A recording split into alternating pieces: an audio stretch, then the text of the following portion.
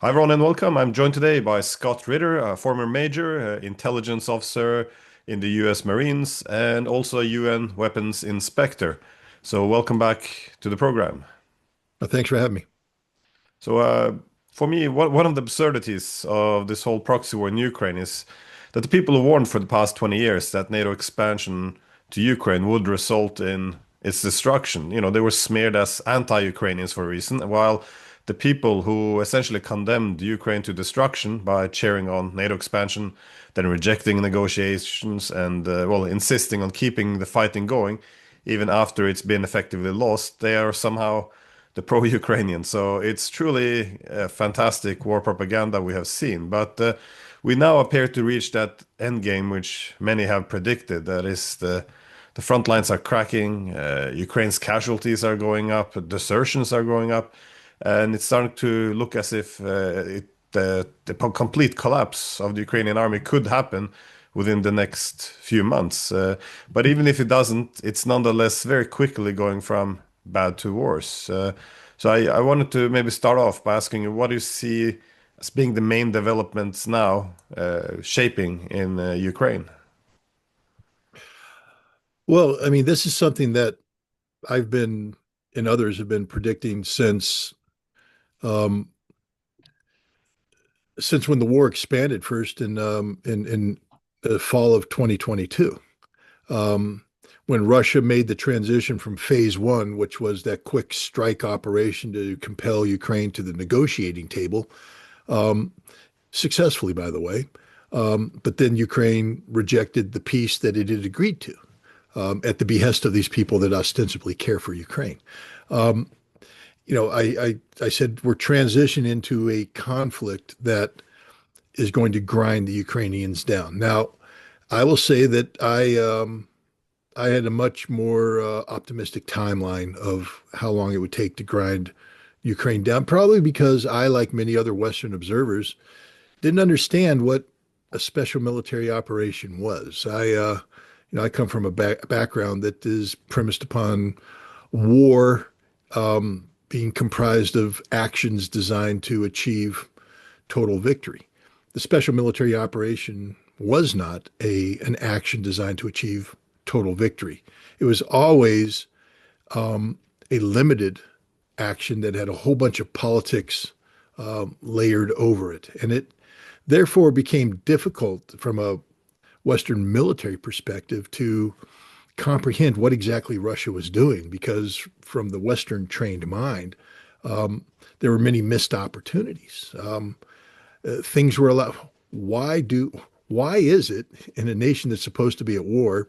Why can Western delegations travel via rail line to Kiev and enjoy a relatively unimpeded, sojourn in Kiev? Why does that train line still exist? Because I can guarantee you that if America was at war with Ukraine, that train line wouldn't exist, and any delegation that made its way to Kiev would probably have a one-way ticket. But that's not the way the Russians were working. So, the timeline was off, but the process, the military math is the same. Russia was going to engage in a war of attrition that would eventually reach a culminating point where Ukrainian resources could not be replenished. Um, and then you will get a situation where eventually the military cohesion on the part of Ukraine cracks.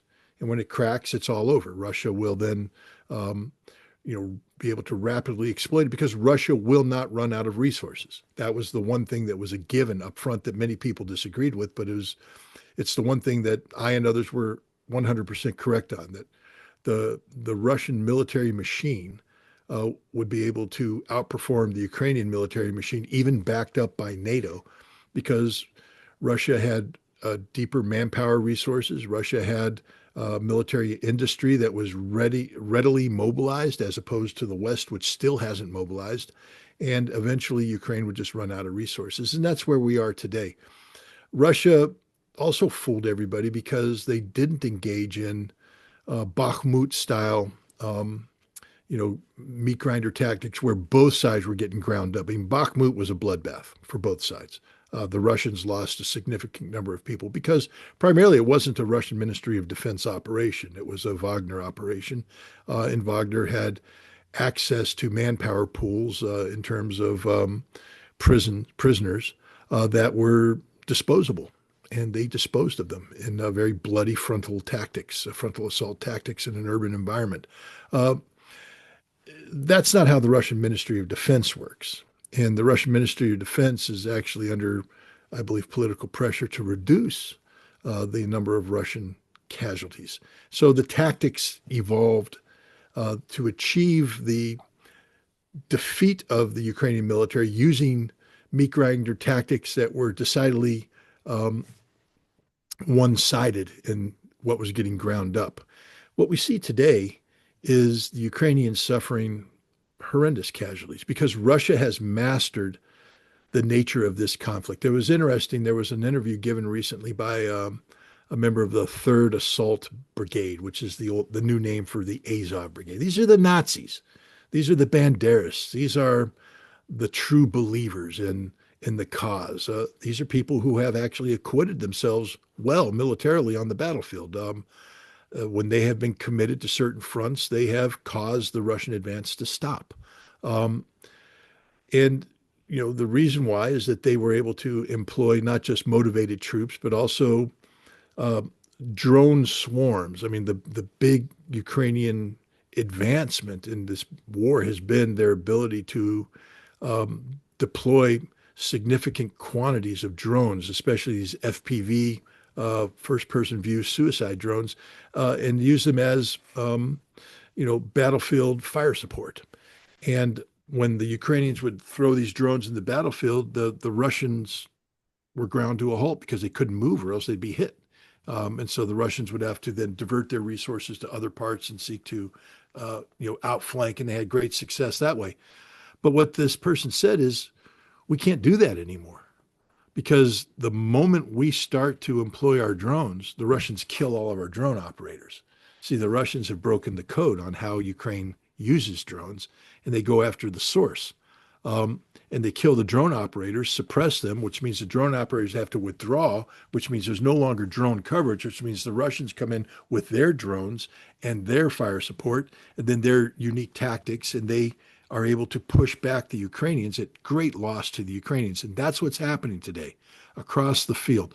The Ukrainians enjoy no advantages whatsoever, none. There's no advantage that Ukraine brings to the battlefield. Russia has advantages everywhere, and Russia has accumulated enough resources so that it is able to maintain this pressure of battlefield superiority and supremacy across the entire line of contact so that the pressure is continuous, which means Ukrainians can't even pull units off of a lesser used part of the front to send them over as a fire brigade to reinforce an area where there's a breakthrough. They can't because if they withdraw, the pressure breaks through. And there aren't any reserves. This is going to, the Ukrainian incursion into Kursk, because it could go down in history as one of the most strategically foolish moves ever made because Ukraine threw away 70 to 80,000 well-equipped, well-trained reserves who would have had a dramatic impact on the battle ongoing in the Donbass right now. But because those reserves were sent to Kursk and those are destroyed, not only do they not have the reserves to deal with that, but now as Russia expands the battlefield into Sumy, there aren't sufficient Ukrainian troops to deal with that. As Russia breaks through into Dnipropetrovsk, there is no Ukrainian reserve to build a second line of defense. We are seeing the collapse of the Ukrainian defensive cohesion. And with that will come a couple other things. I predicted, again, that there would be military collapse, there would be economic collapse, there would be social collapse, and ultimately it would lead to political collapse. And that will be how you define that. We're seeing collapse on all of those fronts right now. We're seeing the military collapse. We're seeing the economy is non-functional. They just went into default. They can't afford to pay the price of compensation to families for 6,000 corpses. Russia has another 40,000 in the freezers. There's no money left. There's no ammunition left. There's no air defense left, which means Russia is getting dominated, which means that the will of society to continue to resist is collapsing. And there's already talk in Ukraine now to get rid of Zelensky, replace him with the Speaker of the Parliament, who that person will not be allowed to survive too. I did an interview with a Russian a writer and political scientist recently, and I think Dmitry Vedran was his name, and he said that the solution here is tragically that to achieve denazification and demilitarization, which are two of the principal goals of Russia in this conflict, that you're not going to get that at the negotiating table because the Banderists, the Nazis, aren't willing to negotiate. And Russia is not going to give them what they need to survive. Russia want denazification means they're gone. Demilitarization means that's gone. So the solution is that the conflict is going to burn itself out. And that's what's happening right now is that the Russians are simply burning out the problem. And it will lead to the total destruction of Ukraine. And that's the direction we're headed right now. Well, I've yeah also heard from the Ukrainian side that the setback with their drones is now having a huge impact in all areas on the battlefield, and I guess a good indication of what you mentioned, the inability to relocate troops to weaker areas was quite evident by what happened when they shifted some of their troops away from Sumy, how quickly things began to fall away. So, yeah, this is not really well, maybe in the Western media, but otherwise it's not a secret anymore that things are going very bad. Um, One key theme, though, over the past 3 years has been whenever things go from bad to worse, we tend to escalate. That is, we start sending tanks and HIMARS, F-16s, and the most recent thing, which took me also by surprise, was this attack on Russia's nuclear deterrent. This, yeah, this goes a bit beyond my comprehension. How they could do something as reckless as this, not just escalating the war in a dramatic way, but this could have very unforeseen consequences. Indeed, I'm not sure if we've seen fully yet how the Russians intend to respond, but arms controls treaty, I mean, across the board, it's going to have a lot of ramifications. What do you think will be the consequences of this last round of escalation? The strategic defeat of Ukraine and the strategic defeat of NATO and the strategic defeat of the European Union. And the question is, does the United States want to be strategically defeated as well, or do we want to separate? Now, when we say strategic defeat, because war is an extension of politics by other means, to defeat NATO means you have to politically destroy NATO. It doesn't mean the military defeat, that it means NATO can no longer continue to um, exist as a cohesive military alliance. It fractures the collapse of NATO. That's what's happening right now because of NATO's decision to double down on Russia, to make Russia the enemy.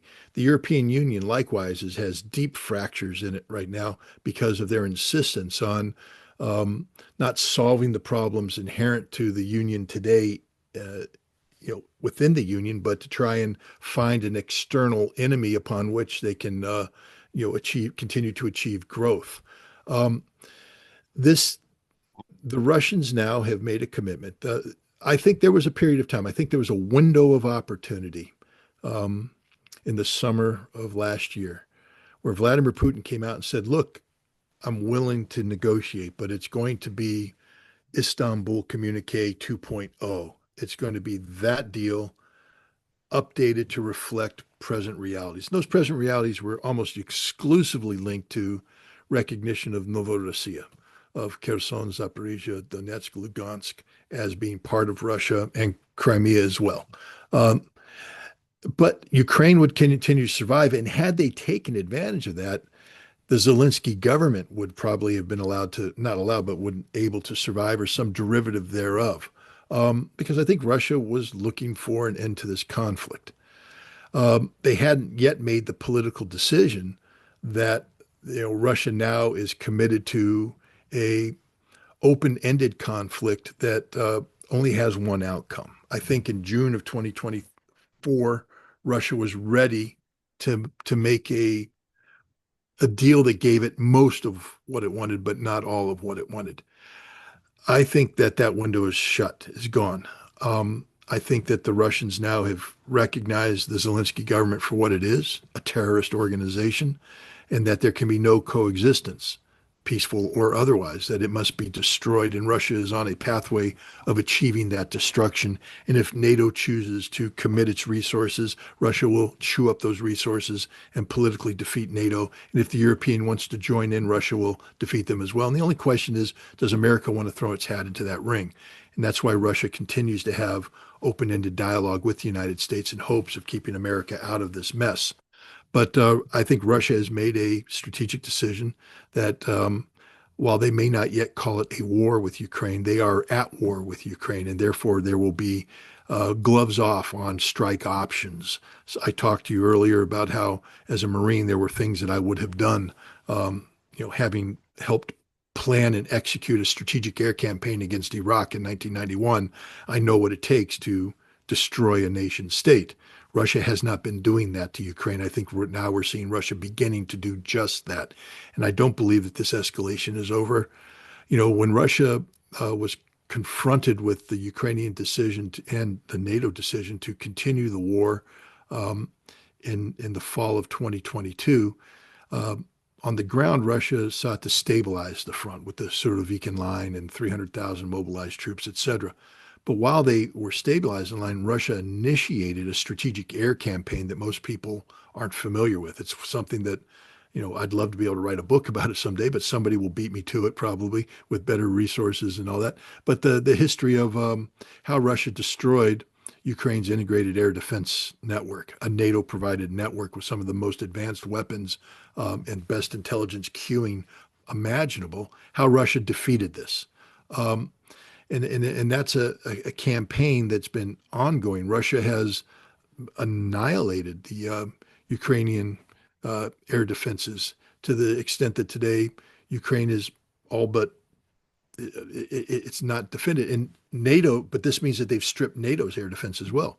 I mean, Germany today is talking about the speculation. What if Russia attacks Germany? I think there was an article that was written in today, and it talks about basically Germany only has enough air defense to defend Berlin, that the rest of Germany is literally defenseless against a Russian attack, which means all of the industrial sites in Dusseldorf and et cetera, affiliated with Rheinmetall and the development of the Taurus missile, they will be destroyed. And there's nothing Germany can do to stop it. And to be frank, Germany can't even defend Berlin because the resources allocated to the defense of Berlin match the resources that the world has given to Ukraine to defend Kiev, and those are insufficient.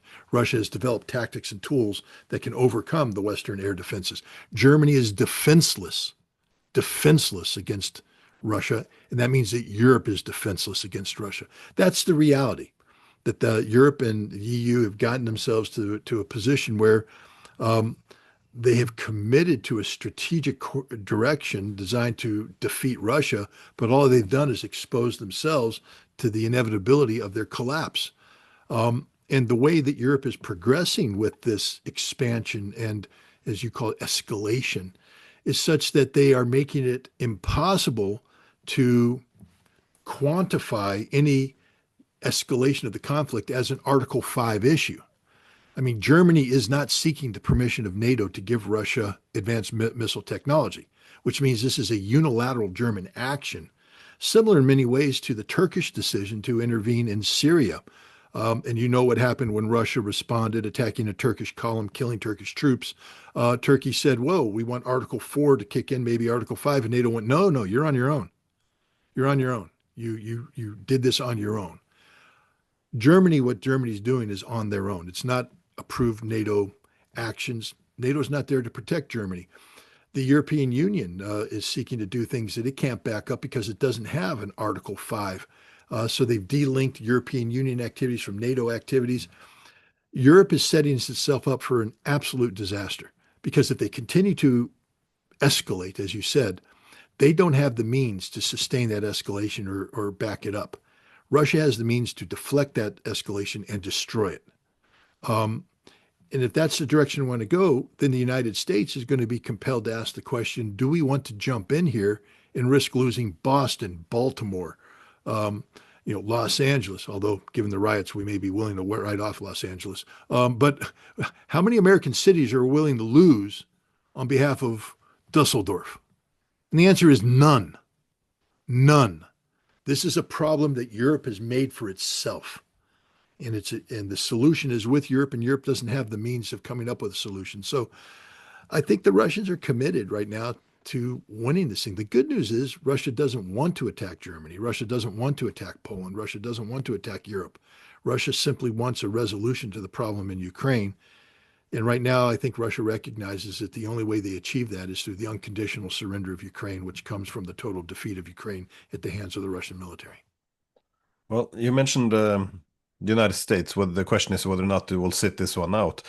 But with these attacks, though, on Russia's nuclear deterrent, do you see any possibility that the United States had no involvement at all? And if the US was involved, was it could it be that it was only the security agencies and Trump himself didn't know, or is this also again it becomes a lot of speculation? So just as a given that we're not sitting on any information, but it's just hard to imagine something like this being pulled out with at least assistance of U.S. intelligence agencies, if not assistant, even not even the knowledge.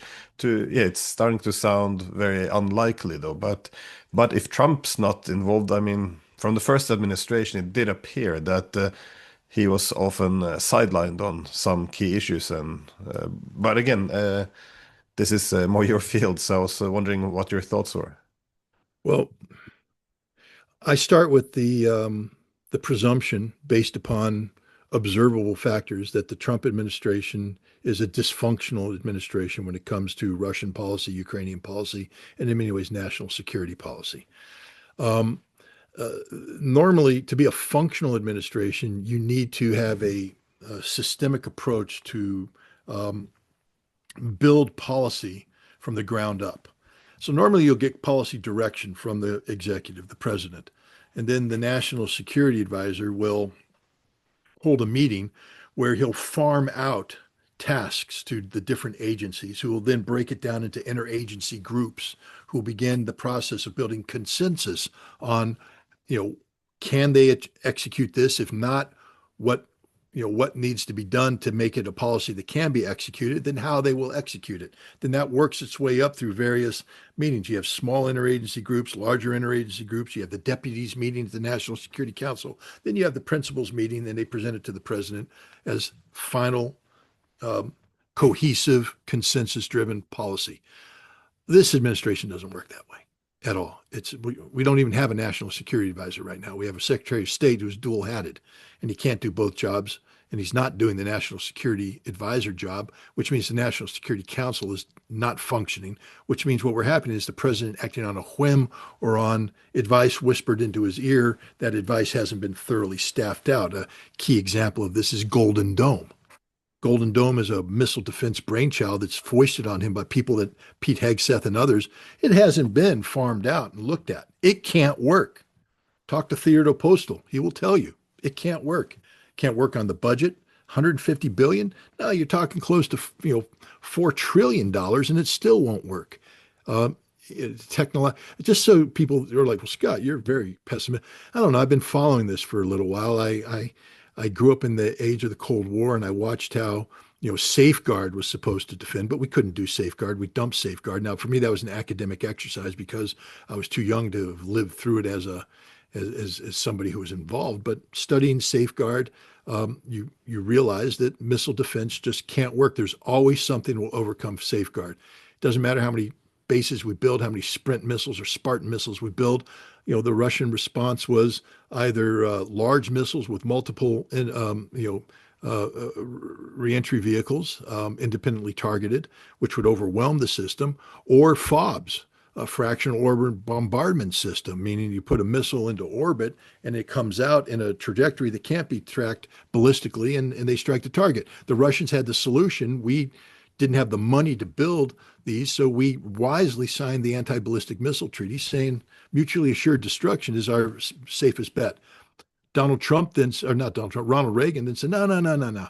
I believe in disarmament, but we're going to have strategic defense initiative, brilliant pebbles, Star Wars. Didn't work, couldn't afford it. So it broke down and became the ballistic missile defense, scheme or organization under Bush. 9/11 came. Bush said, we got to get a missile defense shield in. The reality is we didn't have technology that worked, so we made it up. We made it up. We simply fabricated something out of nothing, created the ground-based interceptor. It doesn't work. The idea of a bullet hitting a bullet doesn't work because we've never successfully tested it. We don't have a bullet hit a bullet. We have a bullet hit a balloon. We have a bullet hit a target that's been painted and built specifically to be, and even then we miss it most of the time. What we call missile defense today doesn't work.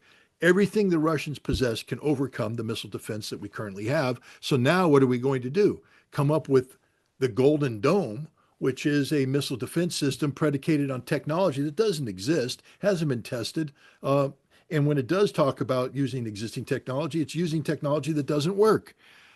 That's the product of dysfunctional national security team. This should never have made it to the president's desk. The president should never have been given an opportunity to comment on this because it's not properly staffed policy. It is pie in the sky nonsense from a handful of people who just skipped echelon in terms of developing the idea and put it on the president's desk. That's the world we live in. So now we come back and talk about, what happened. As you pointed out, during Donald Trump's first term, he approved hundreds of millions of dollars of defense aid to Ukraine. That defense aid was attached to a strategic policy direction, one that was also attached, for instance, for having the CIA build 20 bases on Ukrainian soil. For what purpose? Peaceful coexistence?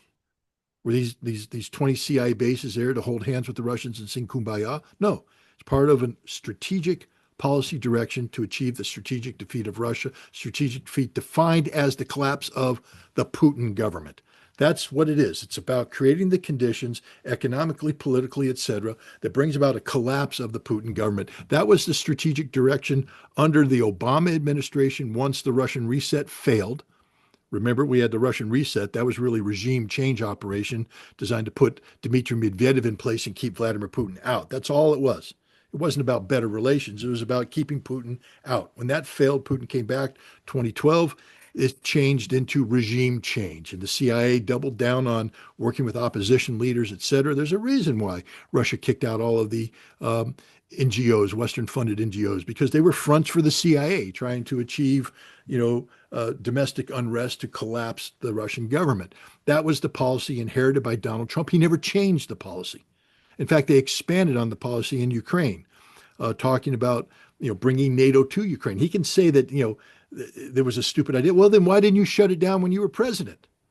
Well, one, he didn't have the vision, and two, as you said, he was being stabbed in the back by a national security team that was more loyal to the deep state than they were to Donald Trump.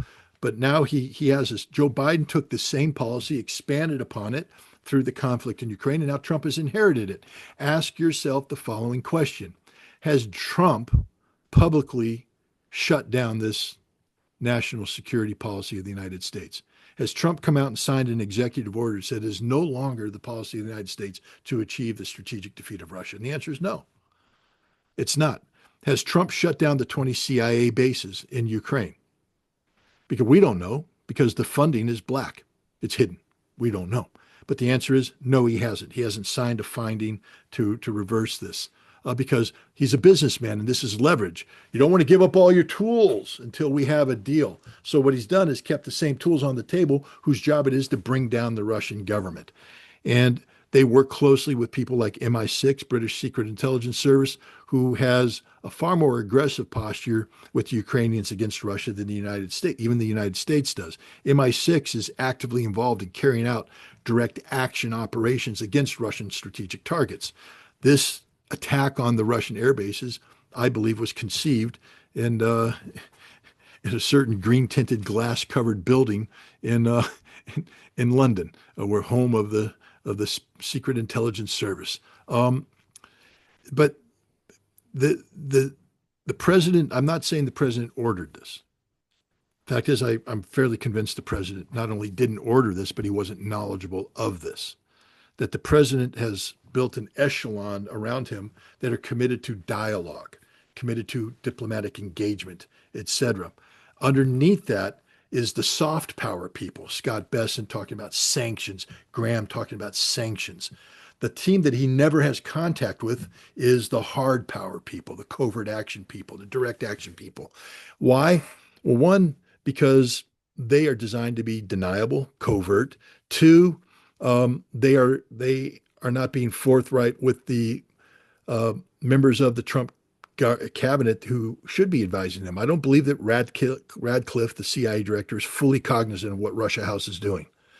I know Tulsi Gabbard isn't cognizant of what they're doing. You remember the name Gina Haspel. Gina Haspel was former director of the CIA, but she came up through the ranks of the director of operations. I mean, she was called Bloody Gina. She ran a base during the global war on terror that carried out torture. And then she lied and covered up there. I mean, she's your classic CIA operative. So you'd think when she became director that she'd be cool with what Russia House was doing. She said what Russia House is doing is a danger to the United States. Gina Haspel, an insider who has earned the trust of the CIA, could not bring Russia House under control. They would not talk to her. They would not brief her. They kept their work secret from her. The director of the CIA, who is responsible then, briefing the DNI, who briefs the president. Russia House is a rogue entity out of control, carrying out operations against Russia designed to bring down the Russian government. And until they're ordered to stand down, they will continue that operation to include facilitating the work of the British, helping the Ukrainians to strike strategic bombers. Remember, this isn't the first time. Engels Air Base was struck by a Ukrainian special forces team trained by the CIA. Trained by the CIA. I'm not saying directed by the CIA. I'm saying trained by the CIA for that operation. So I believe what's happening here is that there is a policy that's out of control because it's on full automatic. A policy of regime change in Russia that the British are running, that was facilitated by the Americans, and Americans are cognizant of it, but the ones who are cognizant of it support it. Therefore, they're not going to brief it to their leadership. I mean, if you have a finding if I was told by my mom, Scott, you're allowed to play, baseball until 9 o'clock at night. Now, I know we're getting into the school season. I know that schools come up, but my mom hasn't changed that order.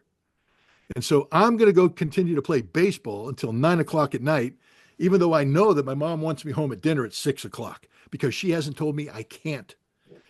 Trump has not told the CIA they can't do this. I don't believe Trump is aware of what the CIA is doing. And I believe that those people who are in government who know what they're doing don't want Trump to change the order because they want Vladimir Putin to fall. This is a very dangerous situation because it has crossed the red lines of Russia's nuclear doctrine. The attack on the Russian strategic nuclear forces by the Ukrainians can only have been done with the assistance of foreign intelligence. As I said, most likely the British, probably some American help. But this meets the guidelines set forth in the doctrine that says if a non-nuclear state attacks Russia's strategic nuclear infrastructure with the assistance of a nuclear state, that Russia is allowed to assume that this is a precursor preemptive strike by the nuclear state and respond with nuclear weapons against not only the non-nuclear state, but the nuclear state. I mean, that's it. So, yeah, we should all be dead right now. If Russia followed its nuclear doctrine, we should all be dead. Thank God we have responsible Russian leadership. But, this is a very, very dangerous situation that I think Donald Trump is only now becoming aware of. This is why you see almost passivity on his part in terms of the Russian response. He said Russia's going to hit him hard, but Ukraine brought it on themselves by carrying out this action. I don't think Donald Trump is taking responsibility. I don't think Donald Trump is saying, no, well, we're to blame for this because we trained them, we gave them the green light, and I haven't really hit the red light just yet.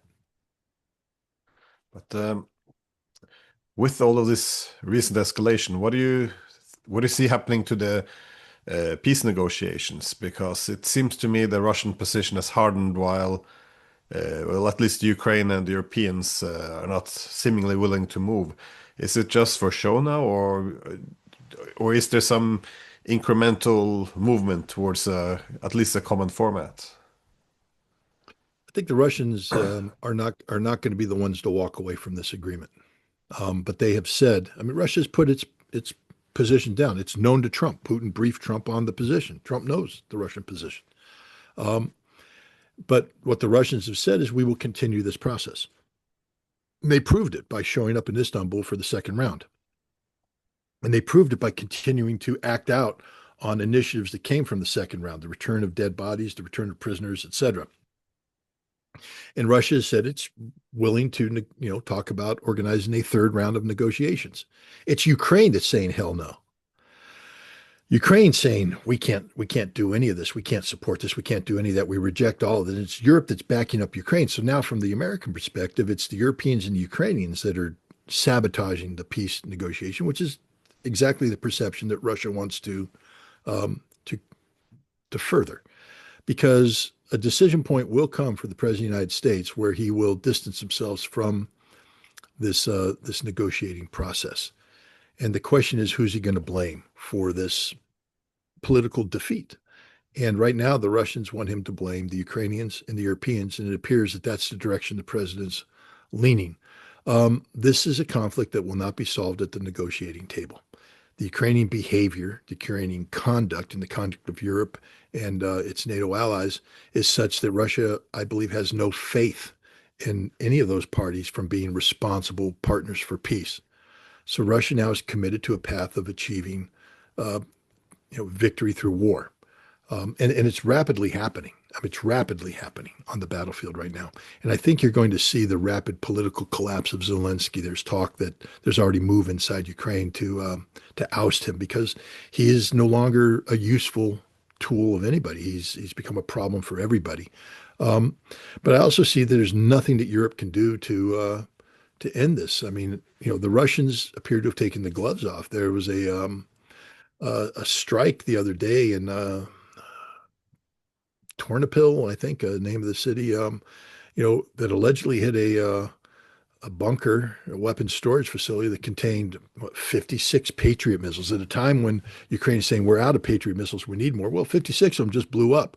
A whole bunch of Storm Shadows, a whole bunch of ATACMS, all the missiles that Ukraine needs to continue its war. They were all blown up.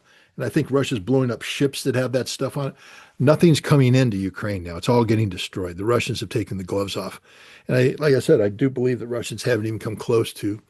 This is like, I don't know if you've been to the United States during 4th of July, but it's pretty cool. We put on these nice fireworks demonstrations. But in Europe you do them as well, and they always start off with poof poof poof, and everybody's like, oh, and then poof poof poof poof, poof, and everybody's, oh, cool, ba ba ba ba ba, and they take you through this lull, and then in the end you get the grand finale. The whole sky lights up for a brilliant flash of thunderous lights. We're, I believe, in the first couple phases of the Russian fireworks show. We're not even halfway there yet. They haven't hit the mid part, but there will be a finale, and it's going to be terrible. It's going to be beyond imagination. In the West, we can't even begin to imagine this. The Russians are building up to a finale that will, I believe, incorporate new weapons, not just Ereshnik, but new weapons. Why? Well, you just had a Russian, I think it was Rybkov, maybe somebody else, who said, we've been warning the West about INF and the danger of walking away from INF, intermediate nuclear forces. And he said that the Russians had sort of put self-limitations on them. He said, you are about to find out why you shouldn't have walked away from it, that you're going to see the impact of your refusal to work with us. We're going to lift the moratorium. And when we do, I think you're going to see weapon systems be exposed that, again, it won't be nuclear, but it will be devastating, sending a signal, because we get back to the gist of your question. From the Russian perspective, what the Ukrainians did was very dangerous strategically. How could the Russians have to operate in the future, especially if the British were involved, that Ukraine could be used as a conventional initiation of a larger preemption that could involve strategic nuclear forces from Great Britain and France that has threatened to use them as well. So do you ride out the next round of Ukrainian provocations against your strategic nuclear forces and just say, well, we're hoping that this isn't it? Because if you gamble wrong and the Brits unleash Triton on a reduced trajectory, Russia's got a problem. So Russia has to send a signal that reasserts deterrence. The West must be deterred from this, must be deterred from ever allowing Ukraine to do this again. And you can only do that by escalating, by putting something new on the table. And that's why I believe that this grand finale is going to include a new generation of weapons that will send the signal to the West that your entire continent is now under risk. That's why we signed the INF Treaty. It was my baby. And I went to Russia to participate in a process that got rid of SS-20 missiles, SS-4s, SS-5s, got rid of the SS-12s. They got rid of the Pershing II. They got rid of the ground-launched cruise missile. Why? Because their very presence on European soil created the conditions conducive to a preemptive nuclear strike that would escalate to a general nuclear exchange, and all life would be over. That's why we signed the treaty. And what the Russians are saying is, you've brought us back to this point. So we are going to deploy a new generation of weapons that threatens all of you with imminent destruction. And if you come back at us with your own deployment, we're right back to square one, where we were in 1985, 86, 87, on the cusp of a world-ending nuclear conflict triggered by European unrest that manifests itself in exchange of intermediate nuclear force strikes. It's well, I guess that's my very last short question was what this might look like. This you mentioned the grand finale, because I seen also a lot of Western reports pointing out that the Russians are churning out a lot of military equipment, but much of it's actually going to the rear, building up yeah, powerful force, not even used now, even though the front lines are moving fast and yeah, you have all these huge developments that they're still building up a large force in the rear. So I can't remember whom I watched an interview with a Russian official making the point that if we wanted to go all the way, we would have begun to take out all the bridges across the Yep. Dnieper River. We would, yeah, you would know if we had gone all in, as you said, that they saw this as being limited. Now, again, delves into speculation perhaps, but based on the military options the Russians have, what could be possible? Well, what could we be seeing in the weeks to come? Well, if you, again, this is speculation. Yeah, Okay. I'm just being straight up honest about that. But the Russians had, or the Soviets back in the day, when confronted by Pershing II and such, had moved to develop a new version of the SS-20. I think the SS-20 Mod 3 or 4. One of the nicknames of it was, again, I'm getting Chukosk or something like that. It's a region out in Far East, across the Bering Straits from Alaska. But the idea is that if you deployed this SS-20 Mod 4, that it would be able to launch a strike using intermediate range missiles against strategic targets in the United threaten much of the United States. In addition to that, they developed a weapon system called the Skorost, or the speed, the fast, Skorost fast. And it was a derivative of this that allowed the Russians to respond to deployments of Pershing II. So if the Pershing II left its deployment area, the idea of the Skorost missile was that it would come out and fire, and it could hit the Pershing IIs before they manifested themselves as a threat. So it was really a preemptive weapon. And the Russians were ready to build this weapon. They had tested it. It was ready to operate when the INF Treaty was signed. Now, the Russians have gone back now. If you look at Oreshnik, what is Oreshnik? The Russians realized that they had a problem with a lack of intermediate nuclear forces or immediate range missiles. It created a gap in Europe that was being exploited through other means by the Europeans, Storm Shadow, Scalp, things of that nature.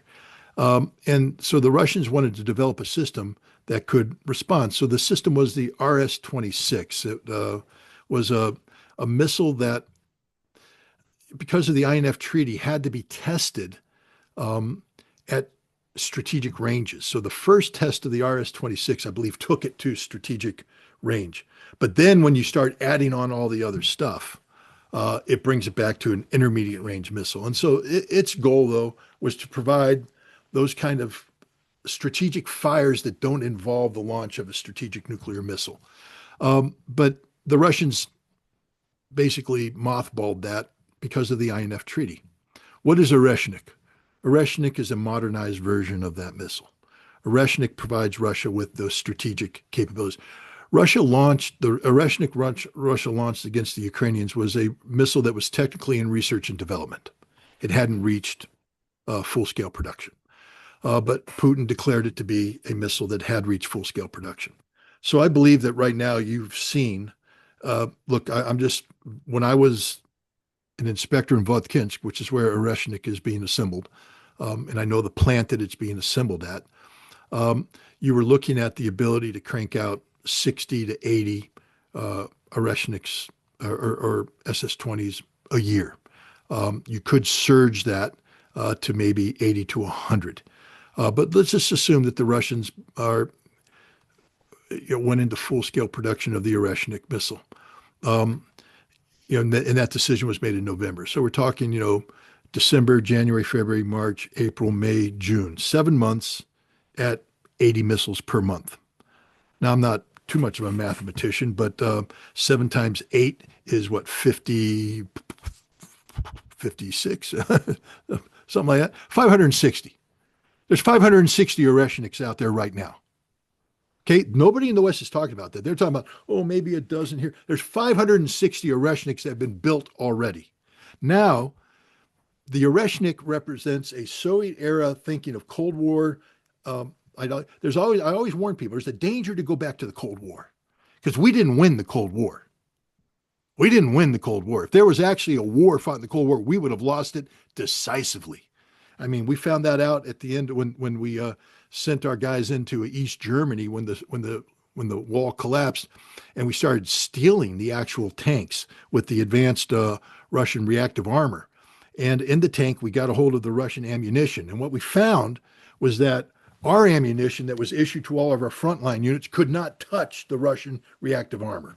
That if the Russians came across the border, our main gun rounds would be bouncing off of them. Their main gun rounds, on the other hand, would be penetrating the M1 like a hot knife through butter. There's that. Plus, if the Russians had done the Skoros missile and deployed it, it was ready for instant deployment. All of our Pershing 2s would have died. All our ground-launched cruise missiles would have died. The SS-20 would have dominated the European land. There was no missile defense, and everything would be over. The Russians would have won that war. That's a guarantee.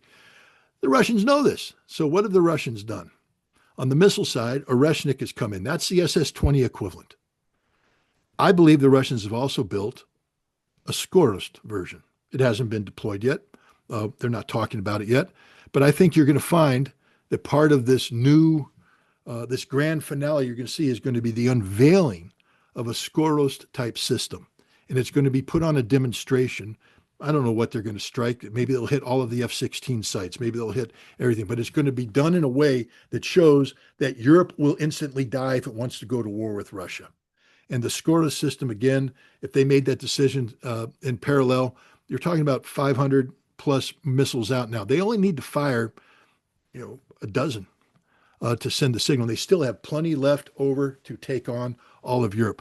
What Europe is going to find out in the grand finale is that between Oreshnik and whatever the Skoros follow-on is, there is no defense in Europe. What Germany has just realized, that you're going to die. And you'll die conventionally. This isn't with nuclear weapons. That Russia will blanket you. You have no air defense, and you're all going to die. That's what Europe's going to find out. That's the signal Russia's going to send because it has to. It has to send a signal that says you don't get to ever have the Ukrainians launch drones against our strategic bombers ever again. It will never happen. And if it does, we take you out. That's the direction I think this is heading. Yeah, no, I can only see massive or dramatic escalations in this war to come, and as many people always point out, it's really in the final stages of war that the losing side really accrues a lot of casualties. So I'm keeping surprised, and well, that there's still no serious willingness on the side of the Ukrainians and well, let's say Zelensky and the Europeans to end this war when you see that you're on the losing side. But well, anyways, Scott Ritter, thank you so much for your time. I know you're a busy man, so I appreciate it. So. Well, thanks for having me, and I wish I could be more optimistic, but we'll see.